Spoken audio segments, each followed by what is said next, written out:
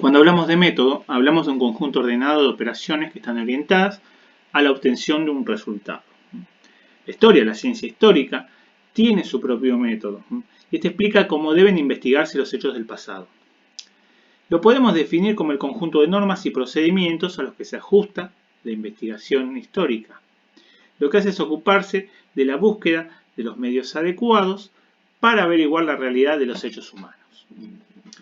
El método propiamente dicho surgió con los benedictinos en el siglo XVII y alcanzó su pleno desarrollo en el XIX. Sin embargo, los historiadores, aquí, en este caso historiadores entre comillas, de todos los tiempos, tuvieron su método, ¿no? Porque, entre comillas, porque no todos eran historiadores, ¿no? Aquellos que buscaban saber qué sucedió en el pasado.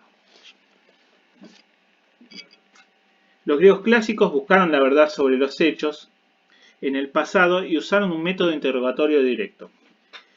Ejemplos de estos son, Heródoto y Sócrates. Tucídides utilizó la interrogación, pero le agregó la observación directa, ¿no? Tengamos en cuenta que Tucídides, fue general, de ejércitos y demás, volviendo, también los griegos se basaron en las fuentes documentales. Durante la helenística se utilizó el método de autoridades, pero solo se compilaban documentos escritos. Los romanos continuaron el mismo método, sin embargo, mejoraron su síntesis y su exposición. Algunos ejemplos de historiadores romanos, vuelvo a decir entre comillas, no necesariamente podemos definirlo con lo que es hoy un historiador, pero podemos hablar de Tito Livio, con sus historias de Roma, podemos hablar de Tácito, con la historia de la Germania, y podemos hablar de Julio César, entre otros, con sus escritos y demás. Por otro lado, durante el cristianismo, este método se tornó inflexible. No podía discutirse lo expresado por los padres de la Iglesia. La Edad Media continuó con iguales características, pero a partir del siglo XII tuvo un mayor rigor histórico. Tengamos en cuenta que en la Edad Media, el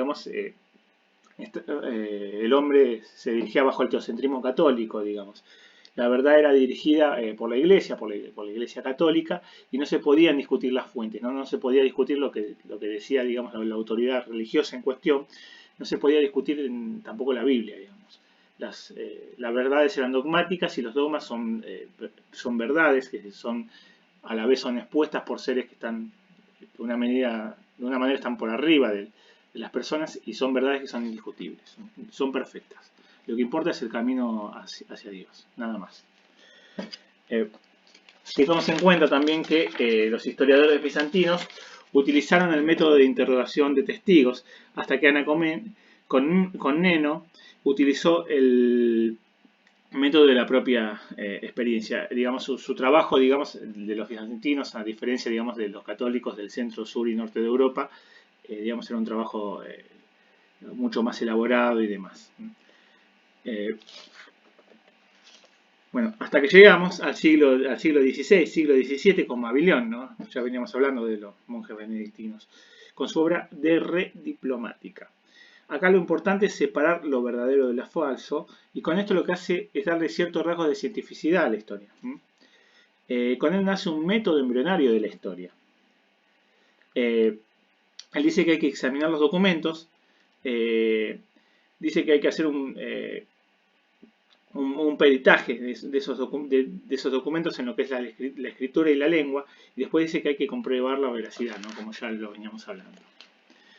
En tanto, ya que en el siglo XIX, ya hablamos de diferentes historiadores, entre ellos, Seinovos, que él decía que el trabajo del historiador se compone de, en principio, reunir documentos, después realizar operaciones críticas sobre los mismos, después hay un tercer paso, que es en el cual se despejan los hechos y se dejan ver cuáles son los hechos, qué es aquello que sucedió, y después un cuarto paso y el último paso del método histórico, que es la organización de los documentos.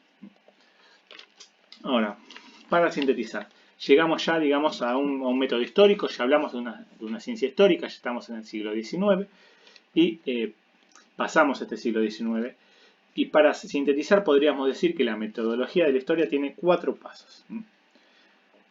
En principio, el primer paso es la heurística, donde el historiador se ocupa del hallazgo, estudio y clasificación de las fuentes.